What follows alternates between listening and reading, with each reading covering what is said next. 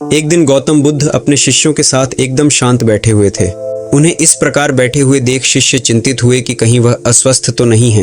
एक शिष्य ने उनसे पूछा कि आज वह मौन क्यों बैठे हैं, क्या शिष्यों से कोई गलती हो गई है? इसी बीच एक अन्य शिष्य ने पूछा कि क्या वह अस्वस्थ हैं? पर बुद्ध मौन रहे।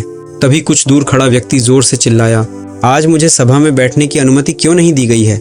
बुद्ध आंखें बंद करके ध्यान मग्न हो गए। वह व्यक्ति फिर से चिल्लाया, मुझे प्रवेश की अनुमति क्यों नहीं मिली? इसी बीच एक उदार शिष्य ने उसका पक्ष लेते हुए कहा कि उसे सभा में आने की अनुमति प्रदान की जाए। बुद्ध ने आंखें खोली और बोले, नहीं, वह अछूत है, उसे आज्ञा नहीं दी जा सकती। यह सुनकर शिष्यों को बड़ा आश्चर्य हुआ। बुद्ध उनके मन का भाव समझ गए और बोले, हाँ, वह अछूत है। इस पर कई शिष्य बोले, हमारे आश्रम में जात पात का कोई भेद ही नहीं, फिर वह अछूत कैसे हो गया? तब बुद्ध ने समझाया, आज वह क्रोधित होकर आया है। क्रोध से जीवन की एकाग्रता भंग होती है। क्रोधी व्यक्ति प्राय मानसिक हिंसा कर बैठता है, इसलिए जब तक वह क्रोध में रहता है तब तक अछूत होता है। इसलिए उसे कुछ समय एकांत में खड़े रहना चाहिए।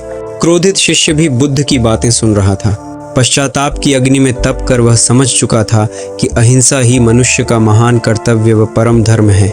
वह बुद्ध के चरणों में गिर पड़ा और कभी क्रोध न करने का प्रण लिया। शिक्षा आशय यह है कि क्रोध के कारण व्यक्ति अनर्थ कर बैठता है और पश्चाताप उसे बाद में होता है, जिसका कोई लाभ नहीं मिलता। इसलिए हमें क्रोध नहीं करना चाहिए।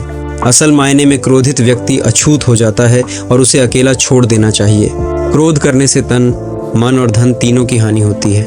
क्रोध से ज्यादा हानिकारक कोई और वस्तु नहीं है। दोस्तों, उम्मीद है आप समझ गए होंगे। अब इस वीडियो को लाइक कर दो और चैनल को सब्सक्राइब कर लो। मिलते हैं जल्द ही।